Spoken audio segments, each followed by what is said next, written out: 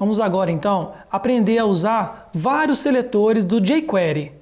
Para início de conversa, vamos usar o seletor universal, ou seja, ele vai selecionar todos os elementos do documento HTML e fazer alguma ação com ele. Veja.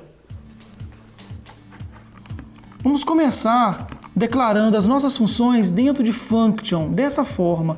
Por quê? Isso vai ser rodado depois que todo o documento HTML estiver carregado. Então, eu entrei com jQuery asterisco. Esse asterisco é justamente mostrando para o jQuery que é para ele fazer alguma ação com todos os elementos do HTML. Olha só. O que ele vai fazer então com todos os elementos do HTML? .css. Ele vai aplicar alguma formatação CSS. Qual a formatação? Color Blue, por exemplo. Veja. Nós temos aqui uma página HTML simples, comum. Quando eu apertar F5, tudo ficou azul. Da mesma forma que foi usado o seletor asterisco para modificar todo o documento HTML por meio de um único comando jQuery, é possível fazer isso para um único elemento específico. Vamos ver. Agora, se eu quiser fazer uma formatação para um elemento único, veja, eu vou formatar apenas o elemento P e vou colocar a cor vermelha. Então, elemento P ficou em vermelho, apenas ele.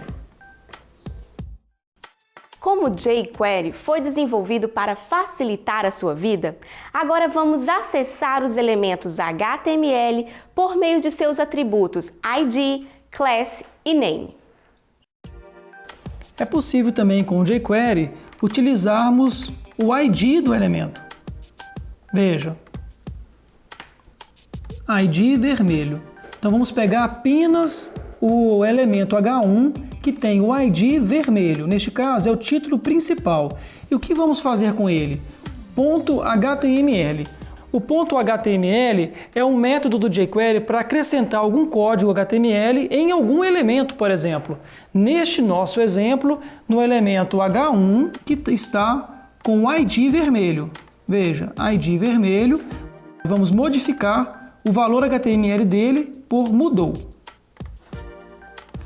Veja, título principal será substituído por mudou, quando eu atualizei a página. É possível também pegar a class azul. No nosso documento HTML, a classe azul está no primeiro parágrafo e no segundo título, H2. Veja que são elementos diferentes com a mesma classe azul. Vamos salvar então e atualizar a página.